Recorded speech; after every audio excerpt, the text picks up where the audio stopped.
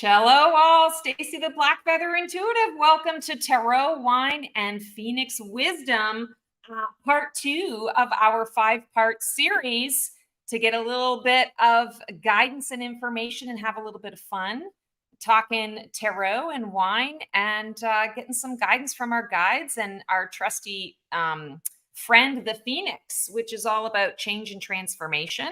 And that's what we got going on in our world and in our lives today. So you can see I got my trusty co-host, Neo, who has been, I got cat hair up my nose now. So you're going to be seeing me farting around with my nose all night. That's so exciting. I just laugh. There's never a dull moment in the house of Stacey. That's just the way it is. You know, when you got 3 animals, there's always some nonsense and shenaniganery going on. He's been extra today. So like this. So I suspect that he really wants his screen time today. So I asked for your patience in that. I'm going to do my best to keep him, from being too intrusive. Why don't you show them your face today? Yeah, he's like, no, I only have a face for you today, Mama. That's all that matters. I was filming a video for a client, and his tail knocked off the glass of wine for tonight.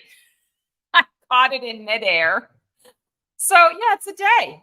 It's a day. Anyway, enough about all of that. So excited to have you guys here and joining us for the this really unique experience, and I hope you all enjoy it. If you're not wine fans, don't worry at all about the whole wine thing. Bring a beverage of your choice. It's not really all about the wine. It's just an aspect of the wine and something really fun and sort of informative in how we can continuously use tarot as a tool for psychic guidance in so many aspects of our lives, and how tarot can blend into, I want to say, the everyday things that we do and the pleasures that we enjoy, and how it all sort of comes together. So for those of you who have been following me for a long time, this show is going to be a little bit different in that I'm sort of reading a script. So you'll notice that you might see my eyes shifting a little bit, but I'm totally present with you guys. It's just that brevity is not my strong suit, and I want to make sure that I'm really clear and concise with you guys about the information that is coming through. And if you did not catch last night's episode, feel free to watch it on my YouTube channel, and we're also going to put it in the description so you can always catch the replay. And we learned about the Phoenix burning phase and the death card, the Phoenix burning phase, and some really fun, juicy tidbits about Malbec and a Wertlinger, Grüner Wertlinger, a white wine for those of you white wine enthusiasts. And so tonight, without further ado, let's kind of dive on in and see where things are at for us today. So just a couple of housekeeping things for those of you who watched last night. You've heard some of this stuff.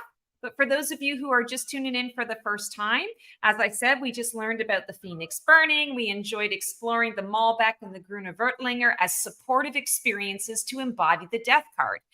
Over the next 4 sessions, today and the following 3 sessions, we're going to continue the Phoenix journey and learning why it is truly such a powerful mascot for our humanity, especially in the chaos and disruption of the world right now. We will be exploring each of these Phoenix phases that we all go through constantly in one form or another, and how specific tarot cards can help support us through them. And we're going to have the most amazing fun pairing some wine with each of the cards that we explore today, giving you a completely fresh, unique perspective on the cards, and maybe even get to know your inner Phoenix a little bit better. So to get started, grab either a Grenache or a Viognier for tonight, and don't drink it all too soon, and let's begin. So what's the deal with the Phoenix? I get asked this question all the time from clients because I talk a lot about the Phoenix. Now, I talked about this in last night's episode, so I'm going to kind of shorten it up a little bit, and you can watch the replay. Or I also have a welcome video on YouTube that goes into the phases of the Phoenix as well, which is super helpful. But the reason why I am so gung-ho about the Phoenix is because this beautiful mythical bird that spontaneously combusts and burns into a pile of ash and then comes out, with new wings and flying free. It's so important to each and every single human being because we are always in a state of change. It's the only one constant in life, death, and rebirth. This is the cycle of the Phoenix, which is the cycle of life. It is the key to our self-awareness and ascension. And here's how I understand transformation. There are 5 phases of the Phoenix. We discussed last night, Phoenix burning. So spontaneously combusting suddenly into a pile of ash. Well, now we are going to be discussing the Phoenix growing phase. And this is what happens when we're in that pile of ash. So grab your glasses and let's get ready to dive on in. So the Phoenix growing, this is the Phoenix reduced to that pile of ashes. There is nothing left of their old identity and no indication of what is next or new. These Phoenixes need time for stillness, quiet, and a space to be and to try. This is exploration without expectation of the outcome. This is the womb, growth without pressure. This is gestation. If you're finding yourself in that growing phase, you are in a transitional space where nothing feels permanent. You may feel unsure of yourself. What you've known to be your truth or what you've counted on before is no longer there in the ways you're used to. People, places, and things may exit or shift their roles in your life. Change is a daily experience and can often occur from minute to minute. You may feel a lack of purpose or direction.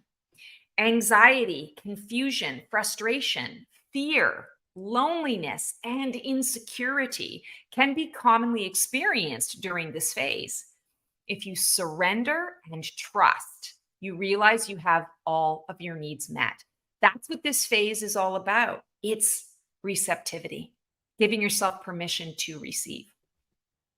So it's all of these phases. I like to say about the world, or this particular phase, is it's floating in the womb where all of your needs are being met, that basic needs, but you don't really have a vision of where you're going and growing. And that can be really uncomfortable for people who are, kind of like, I need to have a plan. I need to know where I'm going. And that Phoenix growing season is designed specifically for receiving. It lets you kind of take stock of what you're saying goodbye to. And oftentimes with the Phoenix growing, you're saying goodbye to something that has served you for a time, but you might also be kind of like, I'm afraid to let it go. I'm afraid to say goodbye to it. What does that mean that that's leaving me? What does that mean if I let it go or it's gone? I might not have consciously chosen it, but it's gone. And I might even be in a little bit of shock. I might even be in a little bit of, I don't know where I am right now. So the analogy of the womb is really great for that, because in the womb, you don't really know where you're going and growing. You don't necessarily know the next adventure, but you're getting fed. You're swimming around, floating around. Everything's cool. Everything's groovy. You really don't have a whole lot of worries. You're just in that space of receiving and growth. The tarot card for this phase is the Hanged One, or the Hanged Man. This card is all about surrender, limbo, the not knowing what's next, that no vision. I need a fresh perspective because what I've been used to is no longer available to me or is no longer working out. Whenever this card gets pulled in a spread, the A-types like me get really angry. There's no clear direction and often no opportunity for movement. It's kind of like a detour. But when you embrace its meaning, you receive enlightenment. Sometimes it's about timing. So when we're looking at, this is the traditional Rider-Waite-Smith deck, we're looking at this card. there is enlightenment. He's got this beautiful yellow golden light, or this golden halo around his head, which means that the shift in perspective that he's in right now is helping him. But he's also he has to be kind of tied to the tree because he's getting in his own way. In order for that enlightenment to occur, we need a fresh perspective, but sometimes we can stop ourselves from receiving that fresh perspective. So he's not stressed about this. In fact, he's looking pretty relaxed. So I feel like that's really where that surrender piece comes in. How can I accept that it is what it is? I am where I am right now. And there's nothing really that I can do. I can try and bulldoze and push through this if I really wanted to. But maybe it's time for me to just kind of receive, recharge, wait for the universe to show me what's next, because I'm gestating, I'm percolating. Those of you who have had readings with me, you've probably heard me talk about the analogy of the souffle. If you think about when you're making a souffle, you put all the ingredients in and then you put it in the oven, and you got to kind of keep it in the oven for 20 minutes without opening that door. Every time you open that door, you let a little bit more heat out. And what ends up happening is that souffle might taste okay, but it's not able to reach its fullest potential because you're micromanaging, you're getting in the way, or you're bulldozing, you're pushing through it. You're trying to, rush that 20 minutes. But sometimes a souffle takes 20 minutes. That's just what it is. And you can wish all you want that it was a shorter period of time, but the bottom line is it takes 20 minutes. So the Hanged Man is about that space of surrender to what is, acceptance, and receiving. So let's go. I've got some really cool card depictions to show you that I'll talk about as we're going through all of this fun stuff. But as you're tasting, let's see what you experience through these particular questions. And please feel free to put in any comments that you have in the chat. Would love to have some interaction with that. So as you raise your glass, and of course I'm drinking a garnacha or a grenache. This is a Kedars, a vintage 2019. It won some awards. This is part of my my wine subscription that I have. I have two, and this is part of the wine subscription. Is they deliver it to my door, and it's fabulous. This is a Spanish garnacha, or you can have Grenache, which is French or Italian. I think the Italians do a Grenache. They probably say it differently, but this is what I'm drinking tonight. So I poured my glass, and as you raise your glass to your nose and inhale, what qualities come to mind first? Do you sense the mystery of what might be in the blend of ingredients that eventually come together so perfectly after years in a barrel? It's funny. There is sort of a sense of mystery. I'm smelling a little bit of like a spice, and the spice is a bit intriguing. It's definitely something that I'm not familiar with. It's not coming immediately to mind that, oh, I know what that is. So there's definitely a little bit of mystery. Do you catch a scent of floral notes? So floral notes are often part of a Grenache, or also part of the Viognier. I should say that as well. I'm reading it in the red because I'm a red wine drinker. But if you're drinking the white, you're going to be noticing those floral notes as well. And I'm actually feeling, so I'm not good with specific names of flowers, but I want to say there's a hint of like old world in this, like old world flowers. So like I'm not, I love tropical flowers and like hibiscus, and I always think of that, in Hawaii. I'm not feeling any of that. There's nothing sort of tropical in this at all. It's more the old world, like a beautiful meadow or beautiful field. So that's kind of fun. A beautiful meadow or a beautiful field. When we think about that, what does the meadow or the field look like? It's wide open, so much possibility, right? Can you detect the energy of surrender or acceptance in the wine that you're smelling?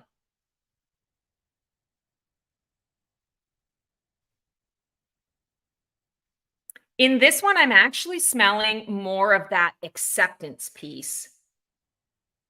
It's almost like there's a bit of a sweetness to it, but it's like the hint of a sweetness. It's almost like the essence of sweetness, but I can't quite grasp it. And I think that's quite fitting, actually, for that phoenix growing phase that we're in. Is we're not fully formed. We're the caterpillar goop, right? We're not the caterpillar and we're not the butterfly. We're kind of the goop. So now let's look at the legs. So swirl the wine in the glass and notice the color and the viscosity. Again, our wine legs and color will give you a clue to the intensity and overall effect of what you might be growing into and the quality of enlightenment potential during this phase. So as I'm sort of looking at this, I'm examining my glass and taking note of what I get intuitively around this phase, and you can do it too. So we're looking at the color. The color is definitely, when we first look at it, it looks dark, but when the light is kind of in, it's not as heavy, it's not as full bodied as some of the other red wines are. When I'm swirling the glass, I can see right through it. It's almost a crimson sort of color that I'm seeing. And when I'm looking at the legs, it has some good legs here. I don't know if you guys can see this. There are like 4 different sort of legs that have come down, but the rest of it is sort of taking its time to rejoin the rest of the liquid in the glass. It's got some staying power, but not a whole lot. And I feel like this really makes a lot of sense when we're talking about the hanged one. And I'll just start showing you some other cards here, card depictions. It makes a lot of sense. This guy's doing some acrobatics. You got to be really flexible for that, right? You got to be able to kind of bend your back. You got to twist yourself into a pretzel. Babies do that all the time because their bones and joints aren't fully formed yet. When you're in the womb, you're still growing.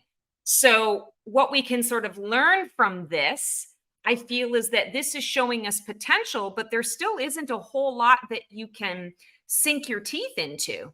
The enlightenment potential is there because you have space, you have room to grow, you have room to become.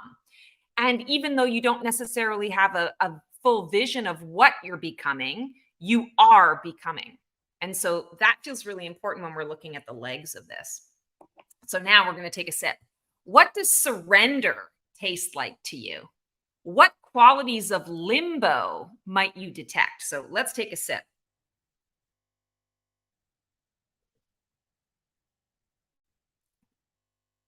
Ooh. So surrender tastes tart. Surrender tastes like it's hitting me back here in the little juicers where all of a sudden I'm like salivating. I will say to you that there's almost a bit of a vinegary quality at first. It's not bad. The wine is fresh, but there's almost a vinegary taste to it. What qualities of limbo do I detect? I want it to be more of a full-bodied experience, and it's not. It's sort of in between. So it hit me there, and now in the rest of my mouth, I'm left wanting. I'm left wanting more. So that first wine hit my palate here, and I tasted it sort of in the back.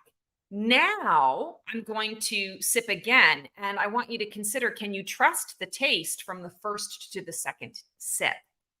Can you trust the taste from the first to the second sip? When we go into surrender, it's all about trust.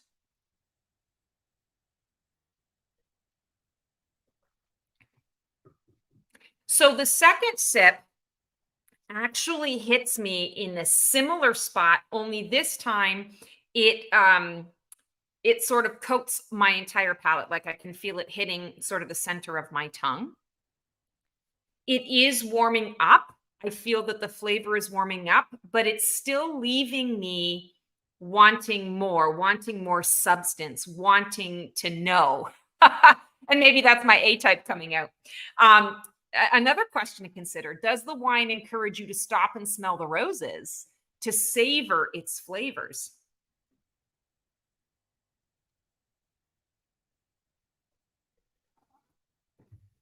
So as I'm drinking this and having the third sip, it's almost like the third sip, I'm finally in a space of, okay, I'm surrendering to this. The first sip, I didn't know if I was really liking this wine. I didn't really know if this was going to be one of my favorites. I didn't hate it, but I didn't love it. The second flavor or the second sip was kind of like, all right, I'm still left wanting more, but I'm also a little bit curious. The third sip, I'm kind of like, all right, I'm all in. I wouldn't say it's my most favorite glass of wine that I'm ever going to drink, but I'm now kind of committing to it. And I think that's really important. So, is it encouraging me to stop and smell the roses to kind of enjoy whatever is going on in the moment? Yeah, it really is. So, Grenache or Garnacha, I'm going to show you some more cards here. Grenache or Garnacha embodies the themes of pause, surrender, and acceptance. This red wine varietal is medium to full-bodied, fruity, and exhibits flavors of red berries, spices, and earth. So I got the spices. Obviously, it's red, so there is definitely more of a fruity flavor, but it also, that medium to full-bodied makes a lot of sense to me because I like a fuller bodied wine. And all of a sudden, I was drinking this wine and feeling kind of like, what's missing? I feel like I want something more from it. I'm seeking something else. Red berries are often seen as a delicacy due to their size and challenge in their growth and harvesting. So that fits in really well with a phoenix growing because there is challenge to growth. There is challenge. You're not ready to be harvested yet. And when you are, it's not to say that it's not fruitful and multiplied, but it's small, it's delicate, it's new, it's tiny. So it takes it's more time consuming. A medium bodied grape indicates that you are coming into the womb with some experience under your belt, but you are feeling vulnerable and delicate and need the right climate to grow and thrive. Grenache or Garnacha also represents the importance of pausing and taking a moment to reflect and appreciate the present moment. This grape's history indicates a shifting quality of growth through adaptability. Its true origins are unknown, but its fermentation and mutations over the centuries has opened itself to growth into many different varietals.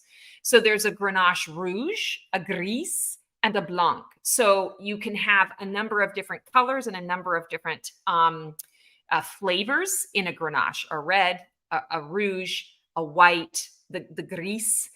So it's kind of versatile because it doesn't really know necessarily exactly what it wants to be yet. Its surrender to the flow of life and acceptance of its circumstances to allow a shift to occur is very much like the Hanged One. Become through receiving what life brings, not through determination, control, and will. Don't do, be. So this is a big lesson from the Hanged One, and also a big lesson from this particular wine pairing. Don't do, be. Accept that this is not going to be a full-bodied cab. Accept that this might leave you wanting a little bit more, or that it reminds you that there are still some things that you need to adapt to, be in the flow of. It's not about determination, control, and will. Like I said, after the third sip, I finally committed, right? I surrendered to it. Okay, it is what it is. It's not horrible. It's still enjoyable if I allow myself to be in that. So don't do, be. Grenache also reflects the concept of surrendering control and finding peace in acceptance. It encourages us to embrace the perspective that arises when we let go and allow life to unfold naturally. Now, for those of you who are drinking the Viognier, the Viognier actually represents more of the themes of perspective and presence, the be here now aspect of the Hanged One. Let me see if I think I haven't shown you guys this one yet. So this white wine varietal is aromatic, full-bodied, and exhibits flavors of stone fruits, floral notes, and honey. Stone fruits are hardy once they've had the chance to become, but they must allow nature to take its course.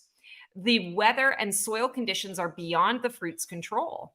They become through trust in the process. While bees put quite a bit of effort into the production of honey, once it has become, it can be a good reminder of the consistency of the goop we turn into when we are in the cocoon of a caterpillar. Thick, viscous, without form, yet with such amazing properties waiting to be experienced when the time is right. It's the perspective and the potential of what can become. Viognier embodies the importance of gaining perspective and seeing things from different angles. It is known as a wine that likes to stop and smell the roses. It is in no hurry, enjoys being savored because it offers its drinkers the experience of time to receive insight from multiple sources. It has a message for those who rush. Don't be in such a rush to reach a goal that you reach the goal before you are ready. Sometimes we learn such valuable lessons along the way. Sometimes we learn about ourselves and discover that we actually want something different. Put your heart into what you do, but don't rush. Good things take time.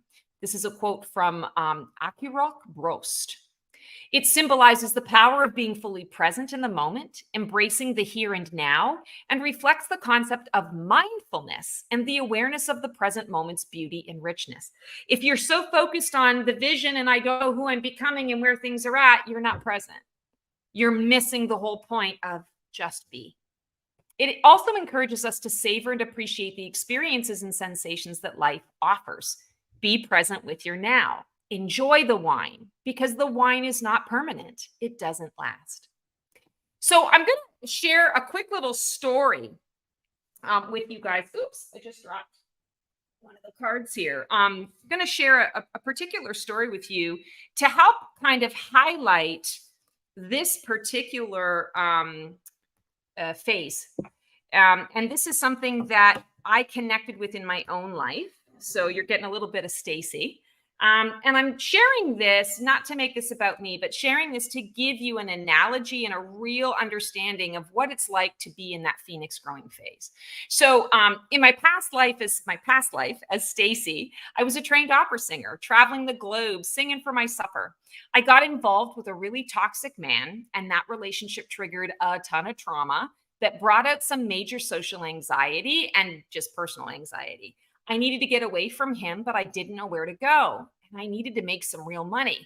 Showbiz isn't easy money. So I answered an ad for a flight attendant job out in Arizona and began training. Within a couple of weeks, I figured, you know what? It'll give me the opportunity to make some money, fly free to auditions, and I can get away from him. Well, as it turns out, the universe had other plans for me, and I had to leave Arizona due to a paperwork issue, sort of a snafu, because I'm Canadian. So I was working in Arizona. Being a Canadian at the time, if your paperwork's not in order, it's a problem. So there was a snafu with the paperwork, and I was just devastated. I had nothing to go back to as I'd already quit my job, sold my car, and left my home with a small suitcase of clothes to pursue this.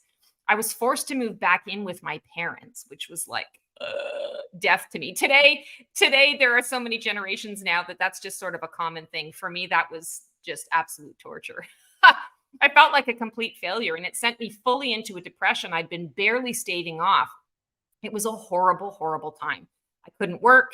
I cried all day and all night. I had nothing. I was a shell of myself. For that year, I was in the space of, if I'm not Stacey the opera singer, then who am I? My anxiety was to the point where singing in public was very difficult, and I had no money to pay for the travel costs for auditions. My self-esteem was in the toilet. I was fully in phoenix growing. The burn happened pretty intensely, and now I was having to build myself back up from nothing. No vision, no real direction, only the energy to focus on me and my healing. During this time, I read a lot. The library was free, so I could afford it. I read about different religions, self-improvement books. I did guided meditations. I went to therapy appointments, and I felt adrift in terms of my identity. This is my degree. This has been my dream for so long. What will people think? What will people say? How will I be able to feed myself? I don't want to go into the corporate world again. It was soul sucking. What am I going to do? Well, I understand now and look back on it now as a big leap in my awakening journey and an even bigger lesson in learning how to allow what is to be and to receive help and support. By the end of that year, I didn't necessarily have it all figured out, But I found my way back to music through teaching, and I discovered how much I loved it. It was the pathway forward into my next journey. While it was a very difficult period of my life, to say the least, I wouldn't change a thing because that part of my transformation has laid the foundation for who you see before you today. If I hadn't allowed and received, I'd still be clinging to a dream that was no longer mine. Can anyone relate? If you can, this is the epitome of a phoenix growing phase. All right, story time is over. Let's get back to the good stuff. So, that is our event for tonight. I really hope that you enjoyed this opportunity to learn about tarot, especially when we're talking about one of the major arcana in the deck, and how this really plays a role in that phoenix wisdom and that phoenix phase energy.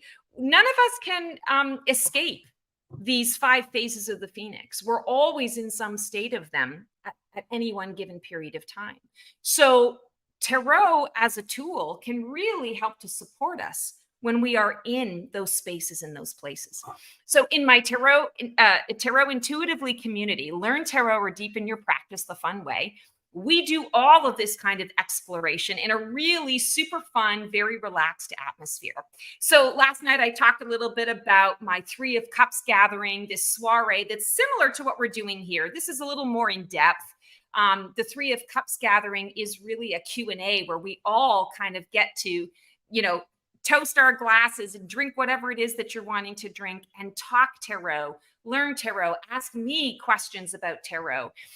In this membership, we also have our monthly Meet Your Monthly House guest, which is a great opportunity. We focus on one particular tarot card. We go in depth to really learn all about that tarot card. I share the traditional as well as the more intuitive ways to connect with the card. And I've created and curated a number of different exercises to help you really get connected to those cards in a deeply personal way. For those of you who've worked with me before, worked with me for years, you know for me that I'm really all about respecting and honoring that each of us is very different and unique, like the proverbial snowflake. And what might work for me may not work for you. But that doesn't mean that there isn't value in exploring all of these different tools in our spiritual or energetic or our psychic toolkit to be able to help us. It's just a matter of learning how we tick. And so the Tarot Intuitively and that Meet Your Monthly House guest is designed specifically to give you ways to connect with your card and develop that relationship. And it's just amazing. It'll blow your mind, especially for those of you who have not felt like you've had a lot of success at learning to read the cards for yourself. This is going to be a game changer. It's really cool. And then along with that card of the month, we also connect with other archetypes in the month with a monthly theme. And this is the house party. We have a little meet and greet house party with 4 other complementary cards within the deck that speak directly to us through everyday themes and the practical guidance. We're going to learn each of the cards' traditional and intuitive meanings there as well. And I also give you a monthly reading to support your path. And we've got the most amazing community in our Page of Swords Society. And this is, again, this is the place where you're going to make friends with other tarot enthusiasts. This is where you're going to be able to talk tarot and talk about the different exercises that you've been doing and what you've been learning and how you've been able to, sort of integrate this card's wisdom or this card's medicine and sharing that with someone else and having them say, oh my God, I love that perspective. Here was mine. And both of you have aha moments and you're even able to go deeper into the meanings of those cards for yourself. I mean, it's just amazing. People absolutely love this Page of Swords Society. So it's definitely the way to go when we're learning. And you know what, if you're a solo learner as well, do you. And no worries, but it's there for you if you want to build community.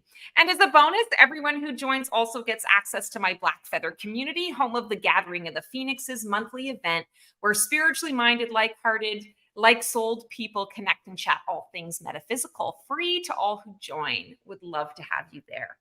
So, I'm opening up my membership. You have the opportunity to become a founding member. Tarot Intuitively launches October 1st. So go ahead and click on the link in the chat. Hakeem is going to put that in there for you guys. There's a special offer that's in there, and join the wait list. The first 20 members that join my my membership community receive a special bonus gift, and I'm so excited to be offering that for you guys.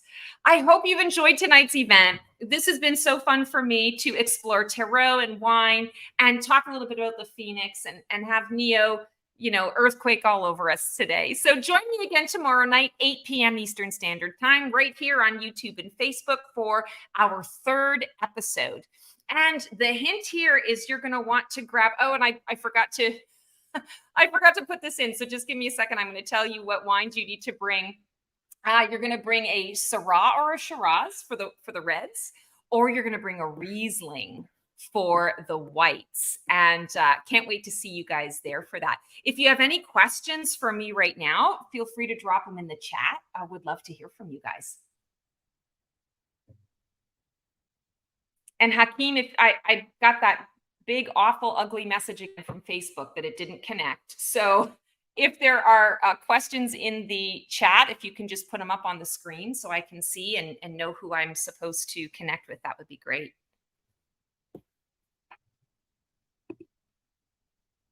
All right, Goo. Thank you. I'm so glad that you enjoyed it. Hopefully you learned a little something.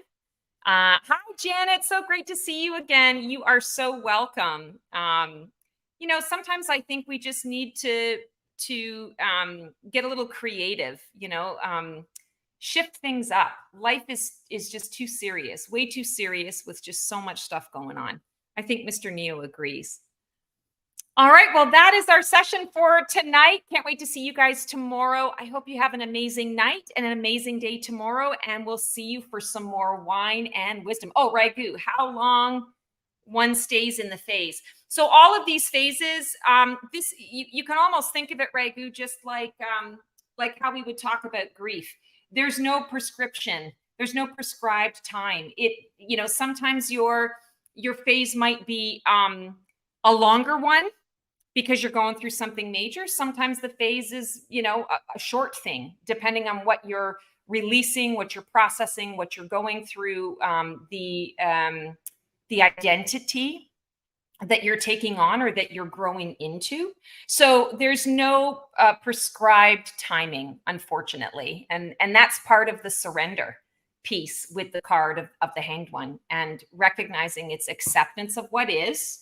And I'm not supposed to know. And when I'm supposed to know, I'll know it. And in the meantime, it's time for me to just relax, stop and smell the roses, do things that are bringing me joy, and receive. So thank you so much for that question. That's super helpful. I'm sure other people were wondering about that as well. So have a great evening, guys. So wonderful to see you. And we'll see you tomorrow night, same time, same station. Ciao.